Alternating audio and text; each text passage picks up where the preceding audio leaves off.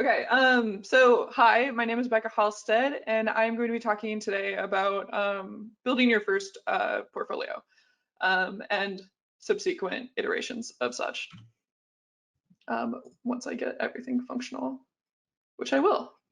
Yay! Okay, so long story short about me, I'm a worker owner and I'm an artist. I work with my wonderful, wonderful team at Wild Blue Studios.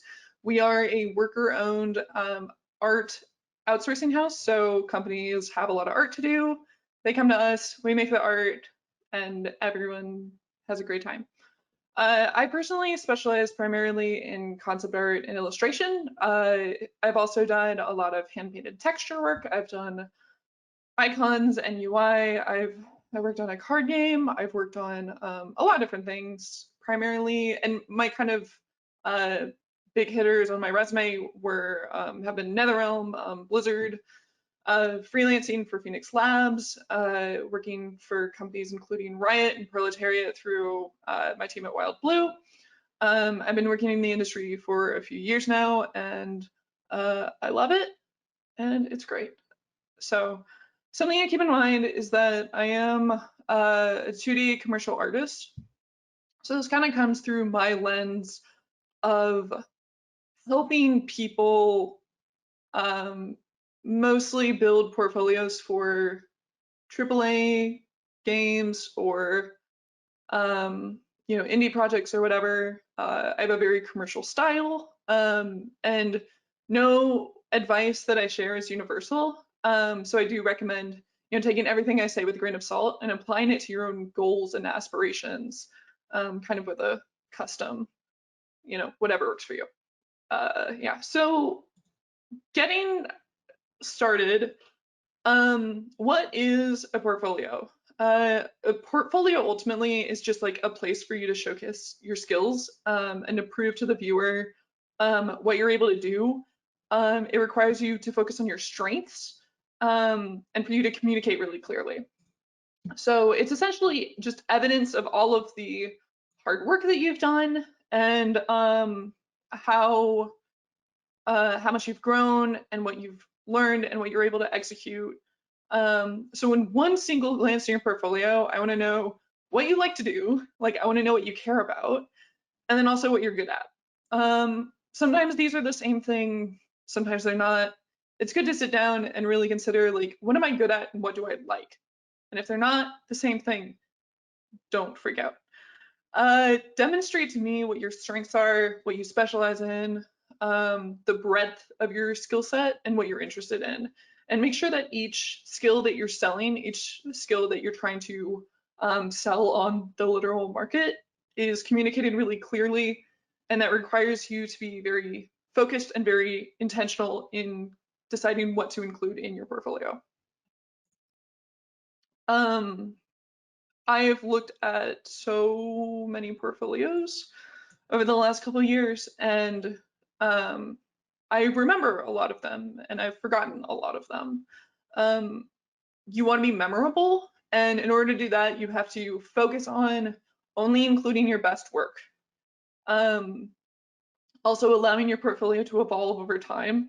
A portfolio is something that changes as you do. And so allowing it to go through those cycles and those periods of iteration is really, really important. It has to be really, really easy to navigate. Like, the easier the better.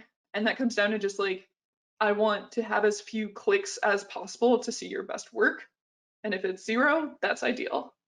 I want it to be tightly curated. That kind of goes in line with only include your best work. And I don't want any distractions.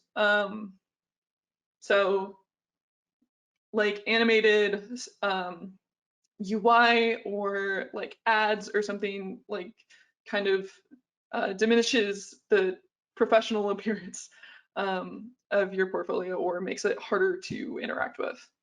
But ultimately, portfolios are living, breathing bodies of work.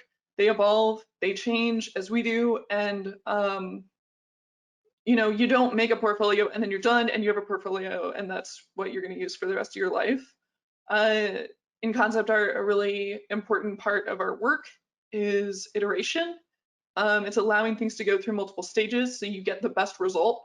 Portfolios are the exact same thing. So yeah, so kind of the next question to go into is like, how do you get started? Like, what do you use as a platform? Who are you trying to kind of cater your work to? And all of this is like really important to go into strategically, because if you just go with whatever your professor tells you or whatever shows up in the first page of Google, then you're going to end up actually probably disappointed. Here are the absolute requirements for every portfolio, especially artist portfolios that are very visual.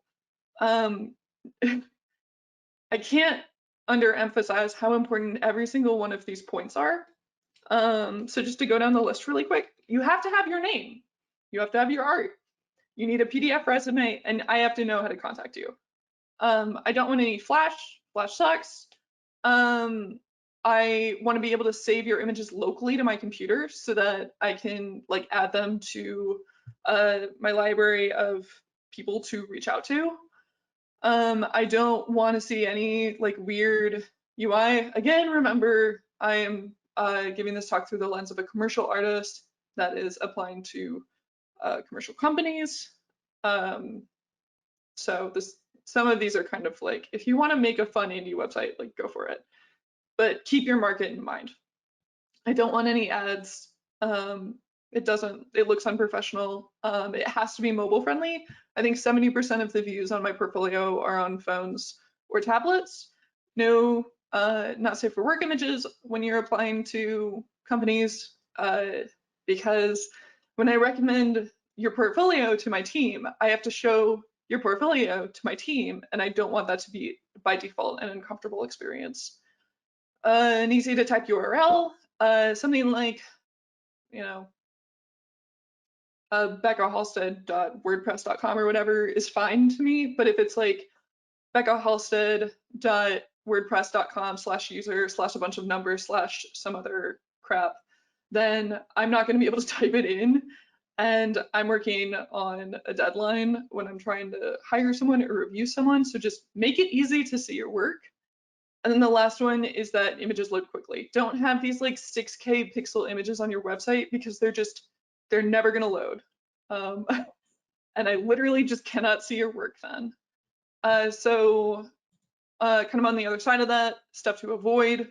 Again, ads, clutter, just like visual noise. I don't want to have these like really ridiculous, like noisy backgrounds or anything. Just keep things simple.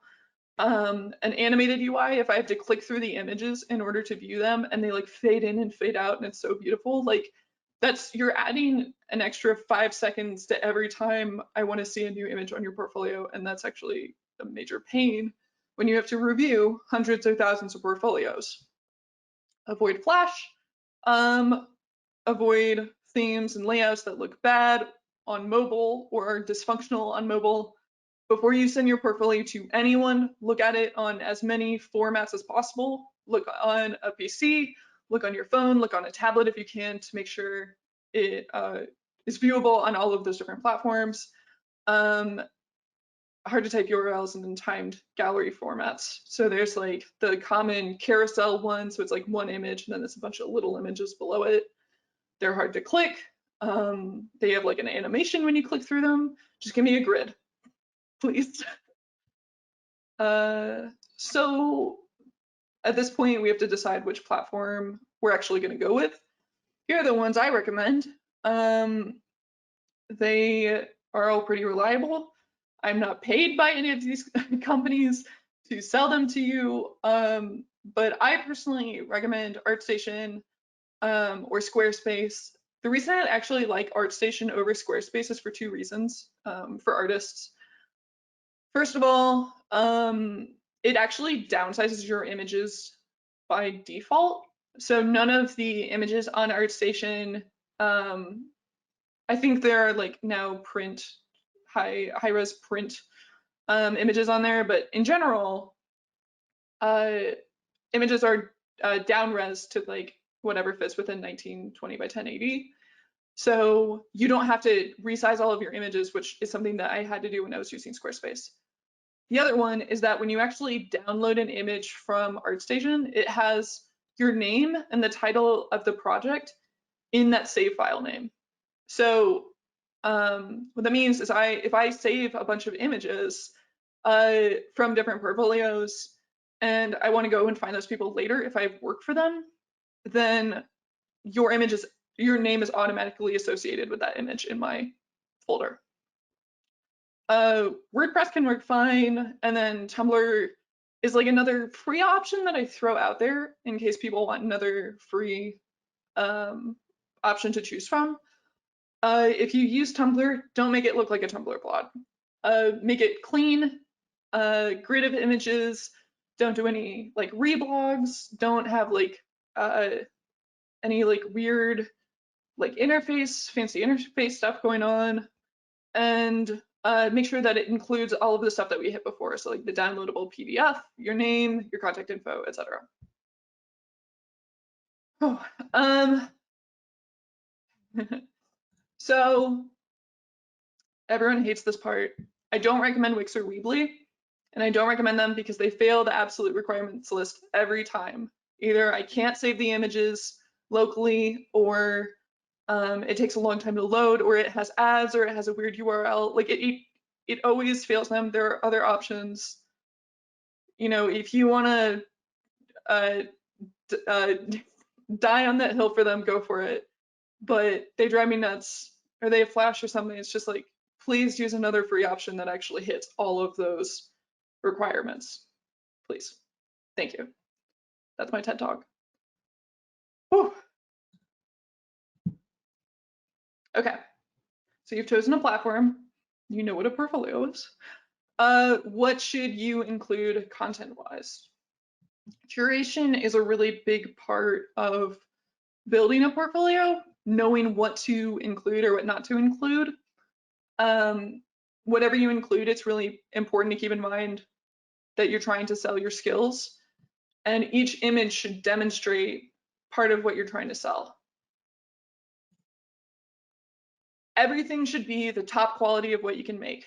It should be relevant to the jobs that you're applying for, and it should be only something that you should want to do for 8 hours a day. Ultimately, I also feel very strongly that all, if not like 99% of the work in your portfolio should be done. Having work in progress written across all of your different projects is really, it sends me the message that you're not able to complete things. And when I am sitting down and I am making an icon for a AAA game, I don't get to get 70% of the way done and be like, nah, I'm good. Like I have to sit down and I have to finish it. And I have to do that over and over and over and over again. I'm not saying you should finish every project that you make for yourself, but in your portfolio, you have to show me that you can follow through. Curation is ultimately, I think, one of the harder aspects of creating a really successful portfolio. Knowing what not to include is as important as knowing what to include. You know, kind of an anecdote that I have is like, if you're a really great chef and you want to show me that you're a really great chef, you know, something that's kind of this fun, challenging, like fundamental thing is like cooking a perfect egg. Right, so poaching an egg perfectly is kind of hard. But if you want to impress me as a chef, you don't give me a perfectly poached egg on a plate. You give me a like badass eggs Benedict with a perfectly poached egg on it. So that's part of why I don't really recommend including like figure drawing exercises or you know, observational sketches. Like you should be doing that. You know, put that on your Instagram, put that on you know, another part of your social media presence, but stick to the eggs Benedict of your work. And also keep in mind that the weakest piece that's in your portfolio sets the bar for the rest of your work. If you have a piece that is clearly older or clearly weaker, that is what is setting the bar for your entire portfolio. So keeping all of that in mind, I would literally always rather see a few like awesome pieces. I would rather see a portfolio with 4 badass projects than a huge gallery of like really mixed work. After reviewing so many portfolios, I remember portfolios that only had like 5 images in it. And like I remember those years later and I wonder where those people are. And I bet their work is phenomenal. I would rather leave a portfolio review wishing that I had seen more than wishing that I had seen less.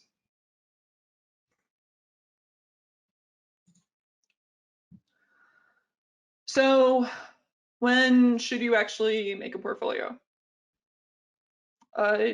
Today, ideally, if you haven't yet, and if you have an idea of what you want to do.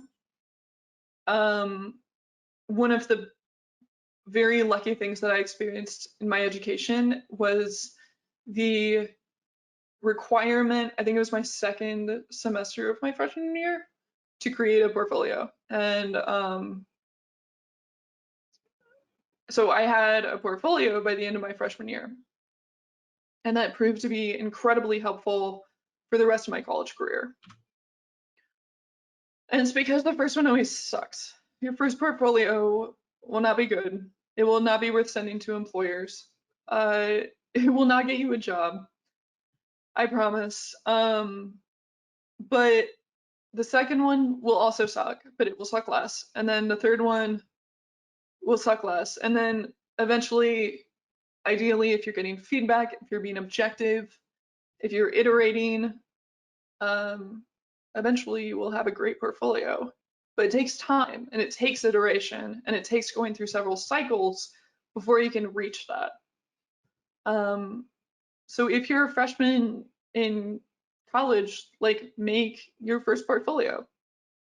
And if you don't have a lot of work to put in it, you can use placeholder images, you can use sketches, anything just to like build the bones out, and then you can add the meat to it later.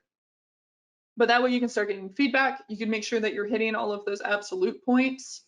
You can start deciding, kind of figuring out what your taste is. Like, what do you want to communicate with your portfolio? Do you want it to be something kind of like snazzy and a little bit more showy? Do you want it to be really, really simple? My portfolio has gone probably through like 9 or 10 different formats over the last couple of years, like total reworks starting from the ground up. And I recommend people being really open-minded and trying that out. If you just get married to this one format and this one idea and you just keep tinkering with the little details, then you're not going to be open to seeing bigger structural issues. So stay open-minded, stay kind of loosey-goosey, ask for feedback and be like really objective about the feedback that you receive, and learn, you know, kind of like what we said in the last talk, learn to not take critique personally. But the first thing you have to do in order to get all of this started is to just make the first version, and forgive yourself when it's terrible, and then work on the next version. It will be better, I promise. So I wanted to also address some other quick FAQs. I wanted to leave a lot of time at the end for questions, but just to like hit some of the common stuff. People ask me, should I include my school assignments? Can I include fan art? And I don't really care. I don't care if it's fan art. A lot of people kind of speak in absolute around like absolutely do not include fan art or this kind of art or whatever. And I think those people are being overgeneralizing. I don't think that's helpful. But you gotta like if you're including it, it's got to be for a reason. I got to know what you're trying to demonstrate to me and what you're trying to explain to me. So if you have like a fan art piece and you're like demonstrating a new style, or that you're really good at lighting or color, like that's valuable. Include that. That's great. And then with school assignments, it's kind of the same thing. It's like make sure that you're choosing those things intentionally, not just to like have a bigger gallery of work. And also with school assignments, I generally recommend making sure it doesn't actually look like a college assignment. Professionals know what those look like, and if your portfolio is literally just school assignments that look like school assignments, then I see this as a gallery of homework, not as a gallery of like passion projects and things that you really care about. So kind of keep that in mind in how you present it and which ones that you choose to include. Specializing versus generalizing. You know, when you're deciding what to include in your portfolio, it's also important to keep in mind what goals you have. So if you want to work at a AAA company in this really specific role, you'll want to specialize more. If you want to work in a really small company, it's a role that requires you to wear a lot of hats, then you'll want to generalize a little bit. There's a really good kind of analogy or like approach to learning that I think is a really good idea. It's basically just like if this is like where you start and you have to reach this level in order to be hireable, like get something to that hireable level and then lift the rest up, right? So learn vertically and then build your skill set horizontally, but you have to be hireable at something for anyone to hire you to do anything. And if you just slowly raise up all of your skills at the same time, you're kind of you're tacking on a lot of time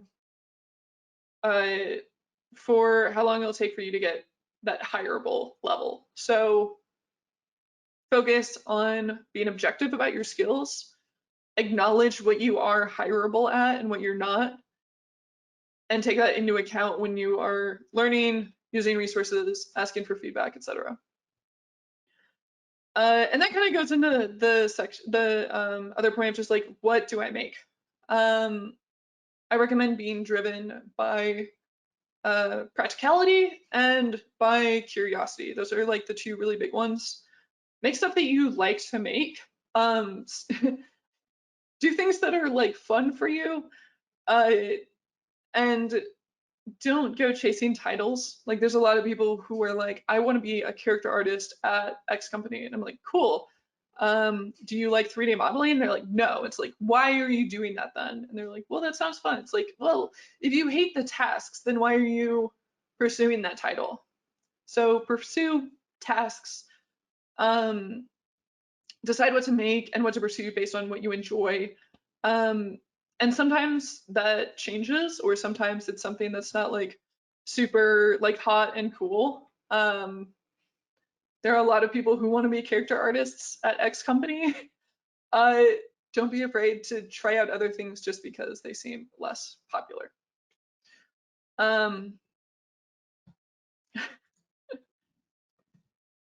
So summary, real quick. Curate your work carefully. Make sure to hit all of the essentials.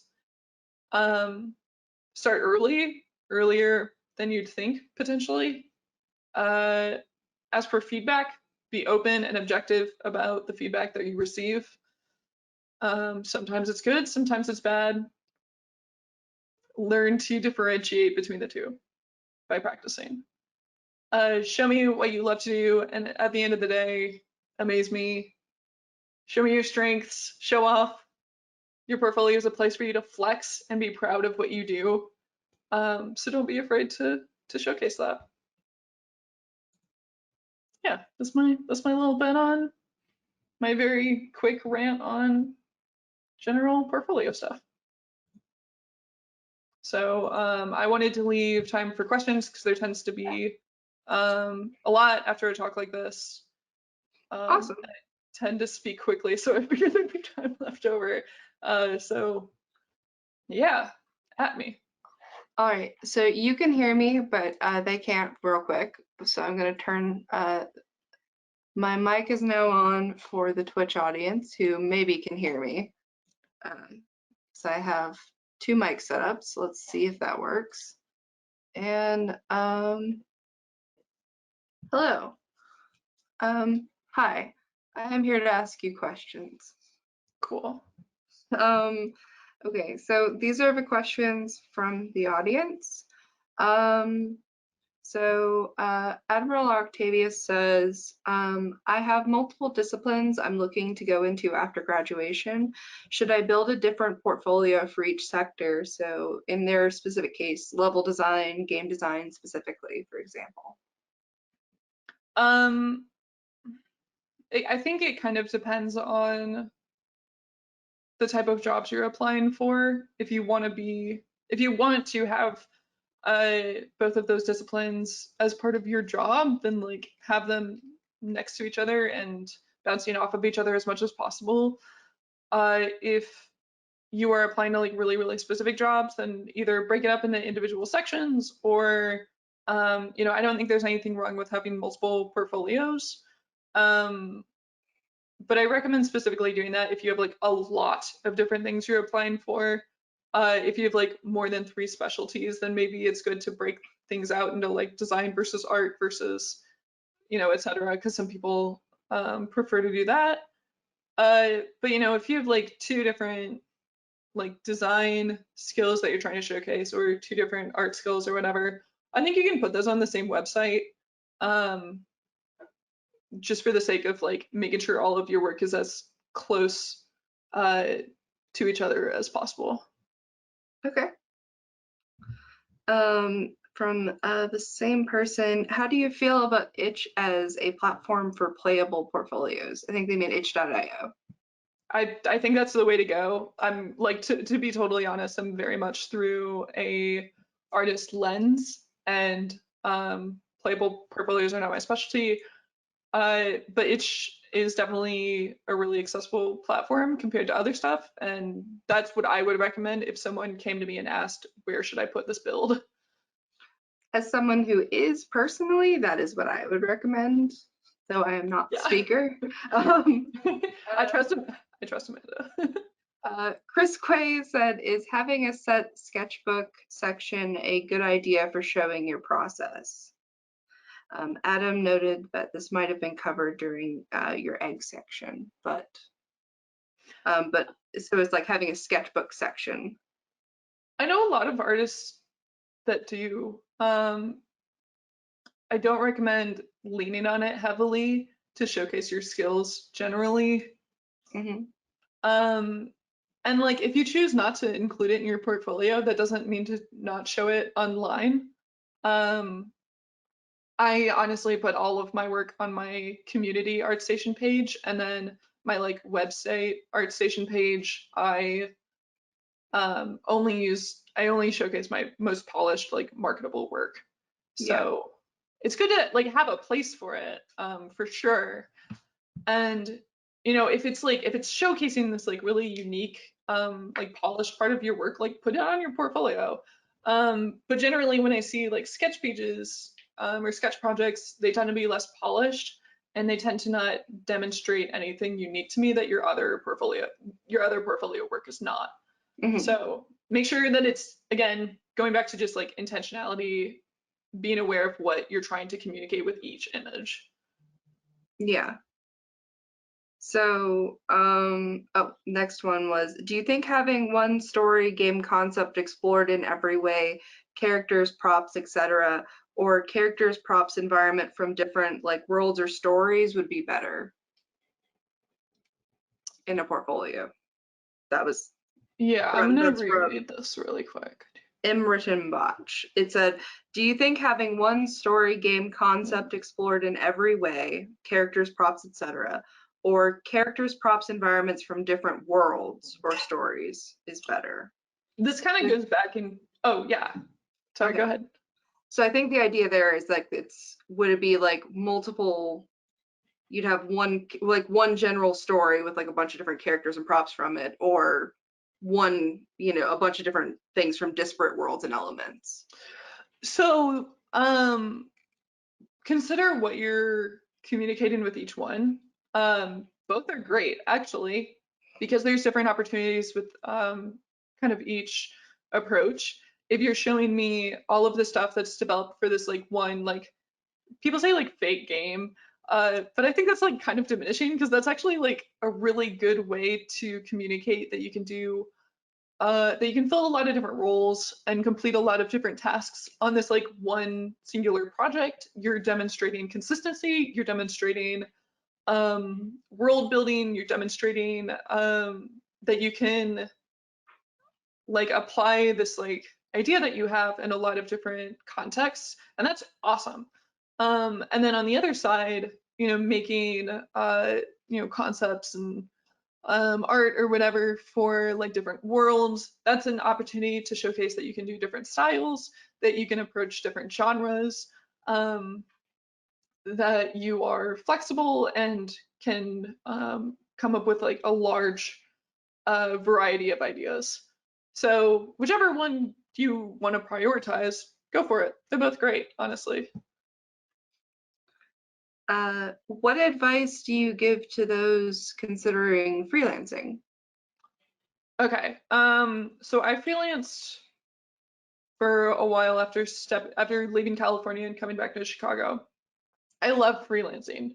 Anyone who wants the agency of living wherever they want and is really self-motivated, like, and is prepared for it, I recommend it to people because it's really fun and it's really fulfilling and it gives you a lot of control over certain degrees of your career and your life.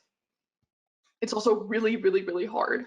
And it's really scary and it's really exhausting. And people really underestimate the amount of work and self-motivation and fear involved with freelancing. I think a lot of people are like, well, I'm gonna hop out of, like, I'm leaving school. I don't really know what I want to do. I'll just freelance for a while. If you're on your parents' health insurance, maybe you're staying in a spare bedroom, you don't have to pay for rent, yeah, go for it. I'm not gonna tell you not to, but if you have to pay for, like I pay for my own, I've been paying out of pocket for my own health insurance on like marketplace.gov or whatever it is for healthcare.gov for like 2.5 years, and I basically can't go to doctors. Like there's a degree of financial, medical, and class privilege that's almost necessary to freelancing. Unfortunately, that's why I am a big believer in things like expanding healthcare access, etc., so that more people can have the freedom to step away from corporate, corporate centric resources. My advice, if you really want to freelance and like that is the career path that you want to do, here's my advice. First of all, make sure that your art is at a professional level, or whatever your skills. I'm going to say art, but just read it as skills. The easiest way to decide to know if your art is at a professional level is if you're hired to do it consistently, and you have happy clients, and you have people that keep wanting to hire you. I'd been working in the industry for like 2.5 years, which included working on Injustice 2 and World of Warcraft before I felt like I could freelance, and it was still really hard. There's no guarantees, there's no magic ticket to knowing if you're absolutely ready to freelance. But ultimately, what I recommend doing is, have income, have a day job, have a studio job, whatever you can, and then freelance on the side. And when freelance starts to be busy and consistent enough to provide income, and busy enough that like, it's kind of seeping into that other time, like maybe that's a time to consider it. But if you can get a year of experience in a studio, the reason for that being networking is automatically built into working at a studio. Experience learning the lingo, the pipeline, and the different roles. And also it helps you build credibility in like the most important part of your resume as a freelancer is your client list. And if you have no client list, then no one knows what, no one will assume that you can work at a professional level ultimately, which sucks. I think I kind of hate that that method of assumption and credibility.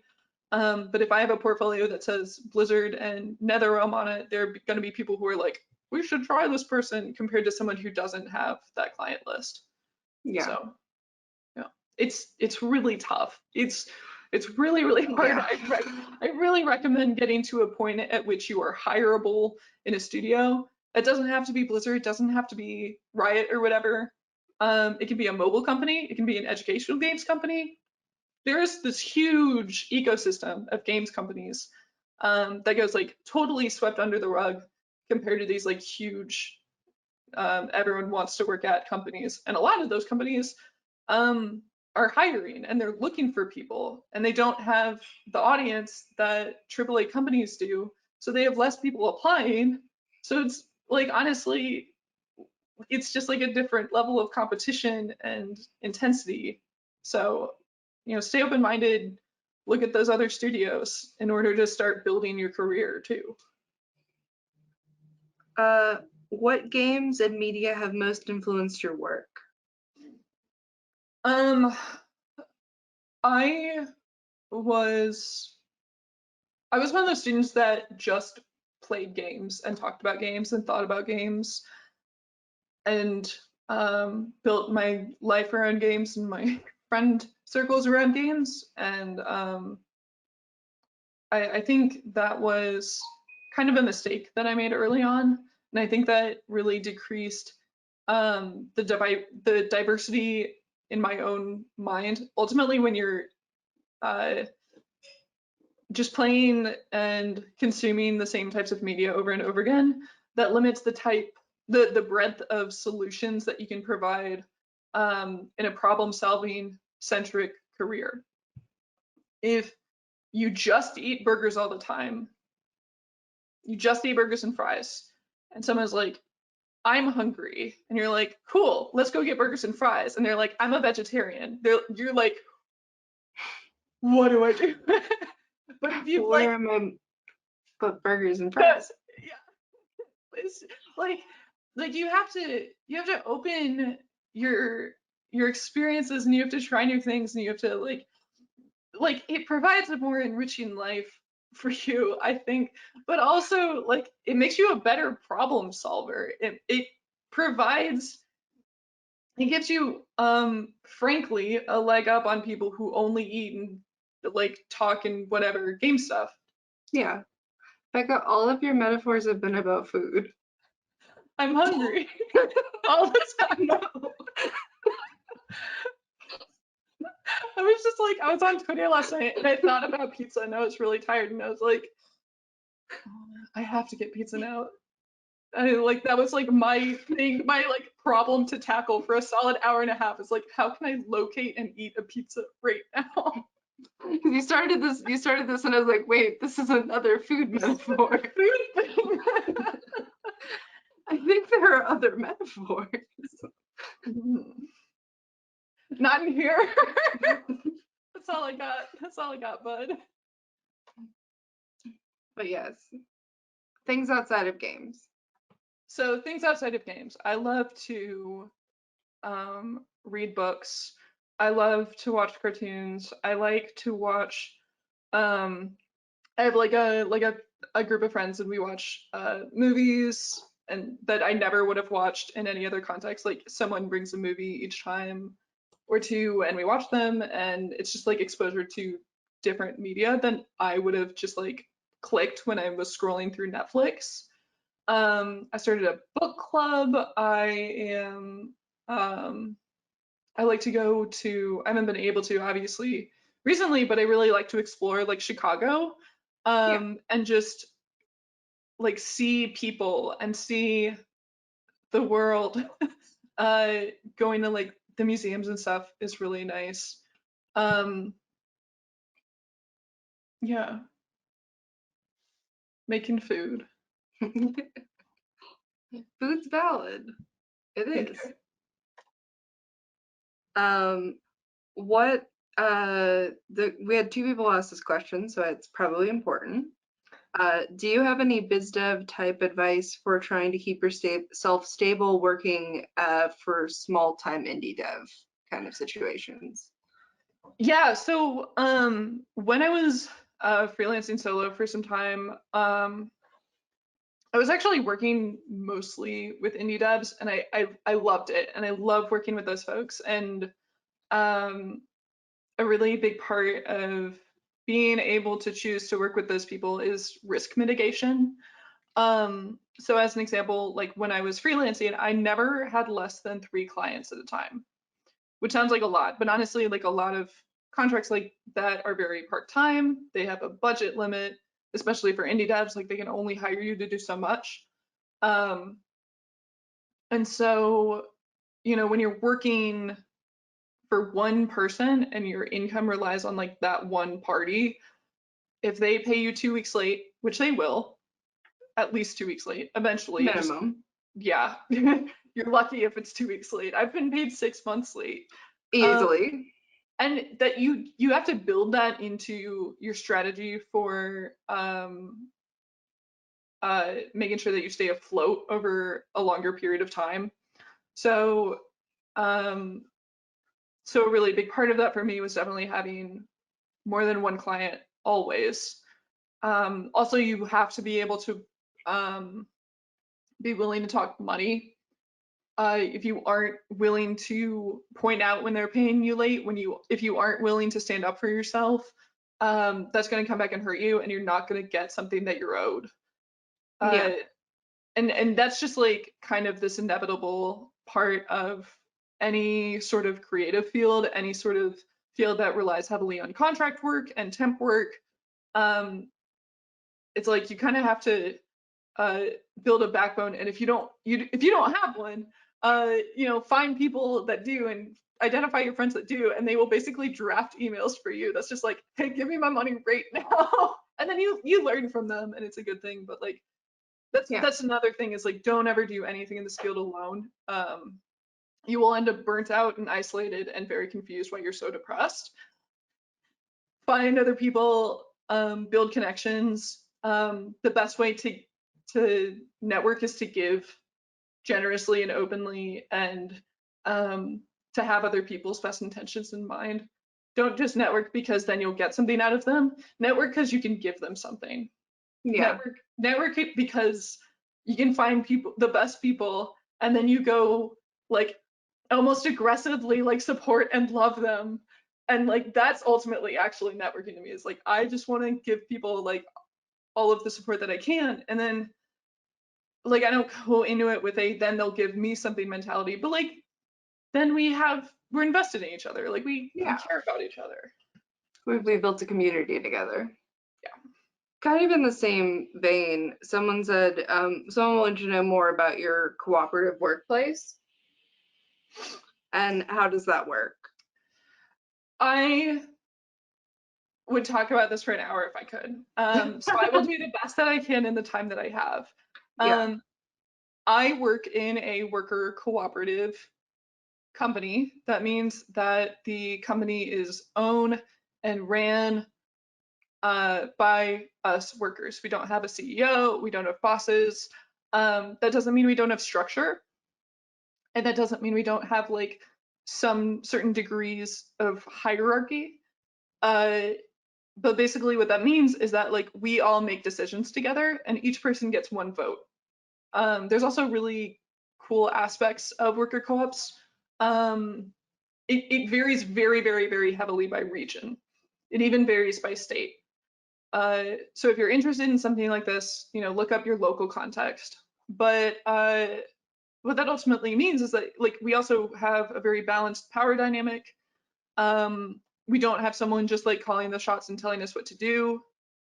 We make decisions together, but we also trust people in other disciplines and in their own roles to make decisions like for that role that is appropriate for them to make decisions. So like we don't like we all have the transparency to like ask about how much money is in the bank account.